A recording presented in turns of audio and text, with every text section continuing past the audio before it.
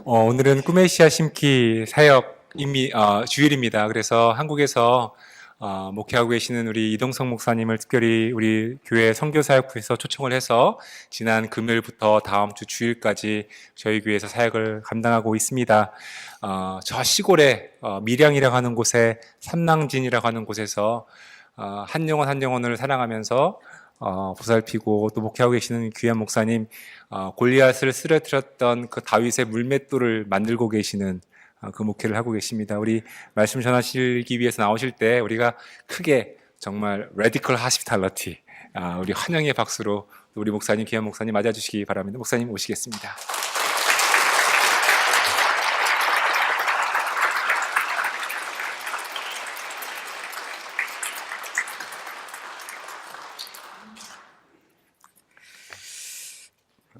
잠깐 기도하겠습니다.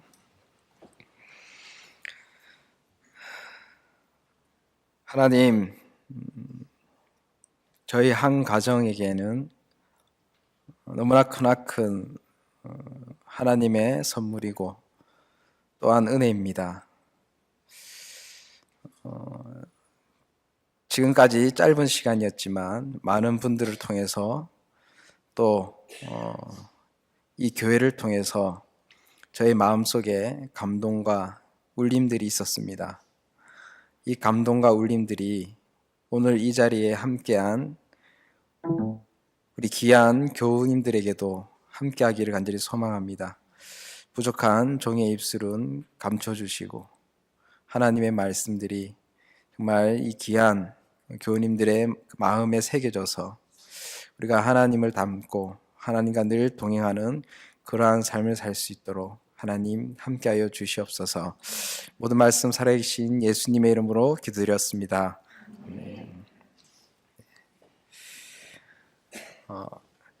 1부 때는 굉장히 긴장을 했었습니다.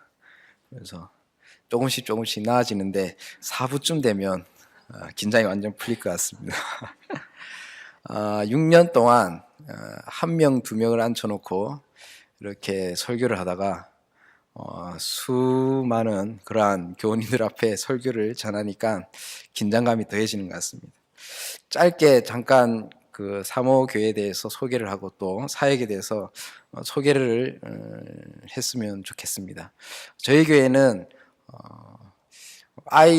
어린아이들이 한 10명쯤 되고 또 청년이 한 명이 있습니다.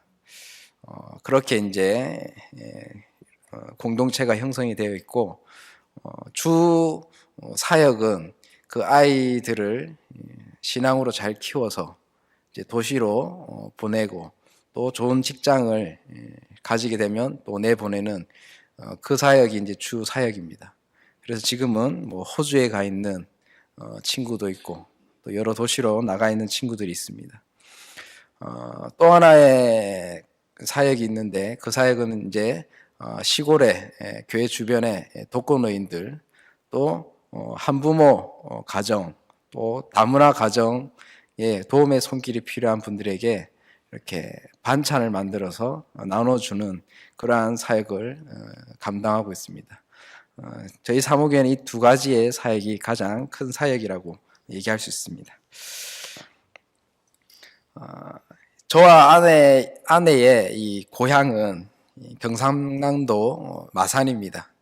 지금 이제 마산이라는 명칭이 사라지고 창원이라는 이름으로 이렇게 세워져 있는데 어릴 적 창원은 서울과 부산과 같은 큰 도시는 아니었지만 공단이 많아지면서 인구가 급속도로 유입되고 더불어 계획도시 형성이라는 명목으로 나름의 발전을 이룬 그러한 도시가 되었습니다. 저와 아내는 이제 6년 전 밀양 삼낭진으로 파송을 받아 가기 전까지는 사실은 시골에서 이렇게 살아본 경험이 전혀 없던 그러한 사람이었습니다. 사모교회를 이제 부임받아 가게 되면서 저희에게는 처음이라는 그러한 이름하에 시골살이가 시작되었습니다. 제가 사모교회에 이제 첫 발을 디뎠을 때가 이제 6년 전 5월 넷째 주 주일이었습니다. 동네를 걸어다니면서 만나는 여러 과일 나무들 참 신기하면서도 왠지 모르게 반가웠고, 또 가을이 되면 이 추수한 이삭을 말리고 깨를 말리는 그러한 광경이 참으로 보기 좋았습니다. 놀라운 것은 이삭을 말리는 이 장소로 차들이 다니는 그러한 도로를 선택한다는 것이었습니다. 차 한 대가 간신히 지나갈 길만 남겨두고 늦가을이 되면 모든 도로는 이삭들 차지가 됩니다. 더 놀라운 것은 어느 누구도 이 상황을 항의하지 않는다는 것입니다.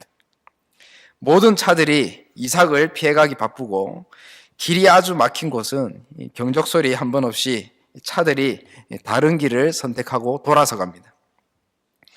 계절을 바꿔가며 이 시골에도 그들만의 문화와 규칙이 있다는 것을 저는 미소와 때로는 놀라움으로 알아가게 되었습니다. 저는 불과 몇 달을 기준으로 해서 주변의 풍경과 또 밭의 농작물들이 바뀌는 것이 참 놀랍고 신기했습니다. 그러던 중에 이 도시촌놈은 이 마늘대와 대파도 구분하지 못해서 아내와 내기를 했던 적도 있었습니다. 이 농촌의 환경은 이 도시촌놈에게는 아주 농부의 마음을 심어 주었고, 저희는 아무것도 모르는 상황에서 화초도 가꾸고 텃밭을 가꾸는 일에 호기심과 용기를 가지게 되었습니다. 어느덧 이제 교회 마당과 이 사택은 이 상추와 쑥갓, 그러한 이 채소도 심고 또 허브도 과실나무도 심어서 수확을 기다리는 그러한 이 저의 모습을 또 발견하게 되었습니다. 여러 종류의 이 화분을 사다 집 베란다에 놓고 물도 주고 볕도 잘 드는 곳에 두면서 아주 애지중지 잘 관심을 주면서 키웠습니다. 그런데 이 작물들이 잘 크는가 싶더니 시들시들 색도 변하고 기운도 없이 축축 처지기 시작하는 겁니다. 특히 허브 식물들을 잘 키워보고자 하는 마음에 제가 허브를 샀던 그 가게에 다시 방문해서 이 하원집 주인에게 조언을 구했습니다. 이 주인 말씀이 허브는 물과 빛만큼이나 바람이 중요하다는 겁니다. 또 땅의 힘이 화분과는 다르니까 이 죽어가는 것을 한번 땅에 심어보라고 권유를 하는 겁니다. 그래서 저는 당장에 교회 마당에 이 죽어가는 식물들을 옮겨놓기 시작했습니다. 그런데 놀랍게도 하루가 지났을 뿐인데 이 식물들이 어디서 힘을 얻었는지 꼿꼿해지고, 또 여름이 되자 놀라운 번식력을 자랑하면서 오히려 이제 가위로 잘라줘야 할 정도로 그렇게 잘 자라게 되었습니다. 도시촌놈인 저에게 이 땅이라는 것이 정말 신기했습니다. 마치 죽은 사람도 살려내는 그러한 예수님 같은 능력이 있는 듯 그렇게 느껴졌습니다. 시골 생활을 시작하며 이 시간이 지날수록 저에게 가장 어떻게 보면 의미 있게 다가온 것이 바로 흙이었습니다. 그러면서 이제 성경 속에서 흙에 대한 부분을 다시 의미 있게 찾아봤습니다. 그리고 익히 알고 있던 사실에 대해서도 다시금 생각해 보게 되었습니다. 하나님께서 왜 사람을 흙으로 만드셨을까? 그러한 질문입니다. 창세기 2장 7절 말씀을 보니까 여호와 하나님이 땅의 흙으로 사람을 지으시고 생기를 그 코에 불어넣으시니 사람이 생명이 되니라. 그리고 하나님은 불순종한 아담에게 왜 땅을 가꾸고 갈게 하셨는지를 오늘 본문 말씀에 기록해 있습니다. 3장 19절에 보니까 네가 흙으로 돌아갈 때까지 얼굴에 땀을 흘려야 먹을 것을 먹으리니 네가 그곳에서 치함을 입었음이라. 너는 흙이니 흙으로 돌아갈 것이니라. 23절 여호와 하나님이 에덴 동산에서 그를 내보내어 그의 근원이 된 땅을 갈게 하시니라. 하나님은 아담과 하와에게 기회를 주셨습니다. 아담과 하와의 불순종으로 하나님은 저주를 땅에 내리시고 아담과 하와에게는 흙에서 다시금 배울 수 있는 기회를 주신 겁니다. 그러면 하나님이 도대체 아담과 하와에게 흙에서 무엇을 배우도록 하셨겠습니까? 흙, 곧 땅의 가르침은 이렇습니다. 땅은 섬김입니다. 땅에 씨만 심는다고 해서 그 씨가 잘 자라지는 않습니다. 아담과 하와는 물도 줘야 하고 잡초도 뽑아줘야 합니다. 그리고 때로는 강한 바람으로부터 견딜 수 있는 그러한 지지대도 세워줘야 되고 양질의 영양분을 공급하는 그러한 수고도 해야 합니다. 그리고 땅은 포용합니다. 우리가 익히 잘 알고 있는 말이 있습니다. 콩 심은 데 콩 나고 팥 심은 데 팥 난다. 심은 대로 거둔다는 말처럼 땅은 모든 것을 포용합니다. 이 땅이라는 것은 어떤 것은 받아주고 어떤 것은 포해내는 그러한 법이 없습니다. 심는 것이 무엇이든지 그것을 품고 키워냅니다. 그리고 땅은 더불어 함께합니다. 땅 속에는 셀 수 없는 미생물들과 또 미네랄들과 또 유기화합물들이 풍부합니다. 하지만 이것은 흙의 존재만으로 생성된 것이 아니라 하늘에서 내리는 그러한 비와 햇빛과 바람과 각종 동식물의 희생이 조화를 이루어낸 그러한 물질입니다. 또 땅은 겸손입니다. 땅은 돌덩이가 부서지고 부서져서 비로소 가장 낮은 자리에 위치한 흙이 되는 것입니다. 마지막으로 땅은 안식합니다. 제가 농촌의 이 경작을 보면서 가장 의아했던 것이 겨울 동안 땅을 쉬게 하고 봄이 되어 땅이 녹으면 이 밭갈이를 하는 작업이었습니다. 농사일 중 가장 큰 노동력을 요구할 만큼 땅을 갈아엎는 일은 힘들어 보였습니다. 요즘은 기계의 힘으로 수월해졌지만 이 기계가 없을 당시는 어떻게 했을지 생각해 보면 아마 엄청난 노동이 필요하지 않았을까. 저는 멀쩡한 밭을 왜 굳이 갈아서 흙을 섞어줘야 하는지를 잘 몰랐습니다. 하지만 겨울 내 쉬었던 이 땅은 충분한 영양분을 보충합니다. 다시 힘을 얻은 땅은 그 에너지를 고루고루 섞어줘야지 작물이 이 뿌리를 수월하게 내리고 이후에 알이 굵고 향이 강한 그러한 열매로 자라날 수 있게 되기 때문입니다. 아담과 하와에게 이 하나님은 흙을 통해 하나님 이 자신을 보여주고 싶었습니다. 아담은 흙이라는 의미를 가지고 하와는 생명이라는 의미를 가집니다. 흙과 생명이 만나 사람이 되었으니 하나님은 이들로 하여금 다시 자신들의 근원인 흙으로 돌아가 하나님을 배우게 하셨던 것입니다. 위에 이 5가지를 유심히 보게 되면 예수님의 성품과 많이 닮아 있다라는 것을 깨달을 수 있습니다. 위에서 언급된 땅의 본질처럼 예수님은 이 땅에 섬김의 본을 보여주러 오셨고 여러 사람을 넘어서 원수까지 품으시고 약한 자와 가난한 자들과 더불어 친구가 되어 주셨습니다. 그리고 하늘 보좌를 버리고 이 땅에 오셨고 피곤하실 때 쉬시고 또 쉬게 하셨습니다. 주님은 이 인간의 근원을 너무도 잘 알고 계셨습니다. 그러므로 우리가 흙을 배우고 닮아간다는 것은 예수님을 닮아가는 것이고 또 다른 말로 표현하자면 우리 안에 하나님의 형상을 회복하는 것입니다. 정리해보면 하나님께서 아담과 하와에게 땅을 경작하며 흙의 본질을 배우게 하신 것은 하나님의 형상을 회복하고 그분의 성품을 배우라는 뜻이 담겨 있는 것입니다. 그러면 이점에서 우리는 반대로 흙에서 배우지 못한 사람이 어떻게 되는지를 눈여겨봐야 합니다. 성경은 흙에서 배우지 못한 한 사람을 이야기합니다. 그의 이름은 바로 가인입니다. 가인은 아우인 아벨을 죽인 범죄로 인하여 땅의 저주를 받습니다. 창세기 4장 11절과 12절 말씀해 보니까 땅이 그 입을 버려 네 손에서부터 네 아우의 피를 받았은즉 네가 땅에서 저주를 받으리니 네가 밭을 갈아도 땅이 다시는 그 효력을 내게 주지 아니할 것이요 너는 땅에서 피하며 유리하는 자가 되리라.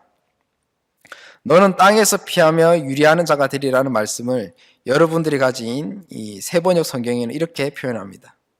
너는 이 땅 위에서 쉬지도 못하고 떠돌아다니게 될 것이다. 말씀처럼 이 가인은 땅에 정착하지 못하고 떠돌아다니는 그러한 유목민족의 조상이 됩니다. 땅에 정착하지 못하므로 하나님께서 사람을 왜 흙으로 창조하셨는지를 깨닫지 못했고, 땅을 가꾸고 갈지 못하므로 흙을 배우지 못한 이 가인은 성을 쌓기 시작합니다. 창세기 4장 17절 말씀을 보니까 아내와 동침함에 그가 임신하여 에녹을 낳은지라 가인이 성을 쌓고 그의 아들의 이름으로 성을 이름하여 에녹이라 하니라. 땅의 효력을, 흙의 수확을 얻지 못한 가인은 성을 쌓아 두려움을 감춥니다. 하나님을 떠난 가인의 삶은 늘 불안하고 두려움의 연속이었습니다. 성을 높게 쌓으면, 성벽을 두껍게 지으면 그의 불안과 두려움이 떠나갈 줄 알았습니다. 그러나 성의 높이가 하늘을 찌를 듯 높이 쌓아가고 성벽은 그 누구도 뚫을 수 없을 만큼의 두께로 지어져 가지만 흙을 떠나 하나님을 저버린 그의 삶은 늘 불안과 두려움의 연속이었습니다. 우리 인생도 그런 것 같습니다. 내가 가인처럼 뭔가 높이 쌓으면 안심되고 두려움이 떠나갈 줄 알았는데 오히려 원인 모를 두려움과 불안감은 더욱 커져갑니다. 성을 쌓은 가인의 후손은 창세기 4장 20절 말씀에 가축을 치는 자의 조상이 되었다라고 기록하고 있습니다. 가축은 그 시대의 경제를 뜻합니다. 가인은 돈을 지배하면 뭐든 다 할 수 있을 것 같았습니다. 돈을 많이 가지려는 그러한 이유가 무엇이었겠습니까? 우리는 좀 더 안전하고 평안한 삶을 누리기 위해 경제적 수단을 이용하려 하지만 그것은 참 평안, 마르지 않는 생과 같지 않으므로 잠깐 있다가 사라지고 또 언젠가 사라질지 모르는 그러한 불안이 되고 맙니다. 오직 하나님과 함께하는 삶만이 우리에게 진정한 평안을 줄 수 있습니다. 또 가인의 후손은 창세기 4장 21절 기록에 수군과 퉁소를 잡는 모든 자의 조상이 되었다고 합니다. 수군과 퉁소는 문화를 뜻합니다. 문화를 지배하면 성공과 성취감을 맛보게 됩니다. 누구나 유명해지고 스타가 되기를 원합니다. 한국에는 지금 얼마나 많은 오디션 프로그램들이 방영되고 있는지 아십니까? 장르를 불문하고 넘쳐나고 있는 프로그램이 오디션 프로그램입니다. 우리는 선의의 경쟁이라는 말로 가려진 이 자신의 욕망으로 서로를 이기기 위해 죽일 듯이 혈안이 되어 있습니다. 이웃과 타인은 사랑의 대상이 아니라 싸워서 이겨야 하는 치열한 경쟁의 대상이 되어버렸습니다. 이러한 경쟁 문화가 하나님의 서로 사랑의 문화를 압도하고 참 사람의 모습을 잊어버리게 만드는 그러한 안타까운 시대입니다. 가인의 후손은 또 창세기 4장 22절 기록에 구리와 쇠로 여러 가지 기구를 만드는 자가 됩니다. 구리와 쇠는 권력과 힘을 뜻합니다. 우리는 그 누구도 나와 상대할 수 없을 만큼, 그리고 더 나아가 하나님의 영역의 힘까지 가지기를 원합니다. 그리고 그 힘으로 자연뿐만 아니라 인간이 인간을 지배하려 합니다. 하나님의 영역은 이제 보이지 않습니다. 세상은 나를 위해 존재하고 세상의 모든 것은 나의 필요에 의해 존재합니다. 또한 자신을 위해서 하나님의 형상을 구리와 쇠로 권력과 힘으로 누르며 지배합니다. 이처럼 흙을 떠나 흙처럼 살지 못하고 흙에서 배우지 못한 이 가인과 같은 그러한 사람들은 하나님을 떠난 삶으로 늘 불안과 두려움 속에서 내가 뭔가를 이루기 위해서 고군분투하지만 그들의 인생은 마치 창세기 4장 12절 말씀처럼 아무리 밭을 갈아도 땅이 그 열매를 주지 아니하고 땅에서 피하며 유리하는 자가 되고 맙니다. 우리가 흙을 배우고 흙처럼 살다 보면 점점 하나님의 형상을 회복하고 예수님을 닮아가는 그러한 우리의 모습을 볼 수 있을 것입니다. 예수님께서 그러하셨듯이 섬기고 포용하고 더불어 살고 겸손하게 안식함으로 우리는 좋은 열매를 맺는 삶을 살 수 있습니다. 좋은 흙에서 좋은 열매가 맺히는 법입니다. 우리가 먼저 좋은 흙이 되면 좋은 열매는 맺히게 되어 있습니다. 우리는 모두 흙 가운데 살아갑니다. 우리가 모두 흙으로 지어진 존재이기 때문에 그렇습니다. 흙은 우리네 인생처럼 어느 때에는 열매를 주는 고마운 존재이지만 또 어느 때에는 거름을 입은 그러한 거름 냄새 나는 더러운 존재가 되기도 합니다. 그리고 또 흙은 어느 때에는 돌과 엉겅퀴가 섞여 있는 다가가기 힘든 존재일 때도 있습니다. 우리는 이 모든 흙을 잘 갈고 잘 보듬어야 합니다. 때로는 더러운 흙과 때로는 고마운 흙을 잘 감당할 때 비로소 열매가 허락됩니다. 우리가 사람을 바라볼 때 우리는 흙을 만지듯 다가가고 맞이해야 합니다. 우리가 맞이한 흙이 지금 거름을 입은 거름 냄새 나는 존재라 할지라도 언젠가 향기를 내는 꽃으로 그리고 단맛을 내는 열매로 자라가 될 것입니다. 그렇게 그 거름 냄새는 흙의 열매의 근원이 되는 것입니다. 혹시 지금 열매를 맺는 고마운 흙이 있다면 감사함으로 겸손히 심을 준비하시기 바랍니다. 그 흙 역시 언젠가는 안식에 돌입하게 될 것이기 때문입니다. 그리고 또 지금 엉겅퀴와 잡초들로 가득 차 많은 노력과 수고를 요하는 흙이 있다면 우리는 그 수고와 무게를 한 사람에게 돌리지 말고 모두가 함께 짐을 나누어 져주는 그러한 사랑의 공동체가 되어주시기를 간곡히 부탁드립니다. 분명 그 엉겅퀴 땅은 곧 새로운 싹이 돋아나는 기특한 그러한 열매로 보답하게 될 것입니다. 흙처럼 가장 낮고 낮은 자리에서 하나님의 형상대로 겸손히 살아갈 때 분명 우리는 자라게 하시고 또 열매 맺게 하시는 하나님의 역사를 모두 경험하게 되리라 확신합니다. 우리 마지막으로 창세기 1장 27절 말씀을 함께 읽고 마치도록 하겠습니다. 창세기 1장 27절 말씀입니다. 함께 읽겠습니다. 하나님이 당신의 형상대로 사람을 창조하셨으니 곧 하나님의 형상대로 사람을 창조하셨다. 하나님이 그들을 남자와 여자로 창조하셨다. 아멘. 기도하시겠습니다. 하나님이 자기 형상 곧 하나님의 형상대로 사람을 창조하시되 남자와 여자를 창조하시고 네가 흙으로 돌아갈 때까지 얼굴에 땀을 흘려야 먹을 것을 먹으리니 네가 그곳에서 취함을 입었습니다. 너는 흙이니 흙으로 돌아갈 것이니라. 주님 감사합니다. 오늘 말씀을 통해서 우리의 존재에 대해서 왜 우리가 흙으로 지어져야 됐고 또 우리가 하나님의 형상으로 지어졌다라는 것을 깨닫게 되었습니다.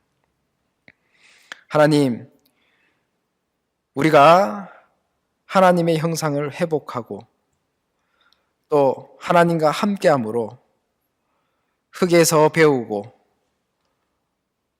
또 공동체에서 배우고 또 하나님의 말씀으로 깎이고 깎여져서 우리가 하나님의 형상을 회복하고 하나님의 형상대로 살아가는 그러한 귀한 공동체가 되기를 소망합니다.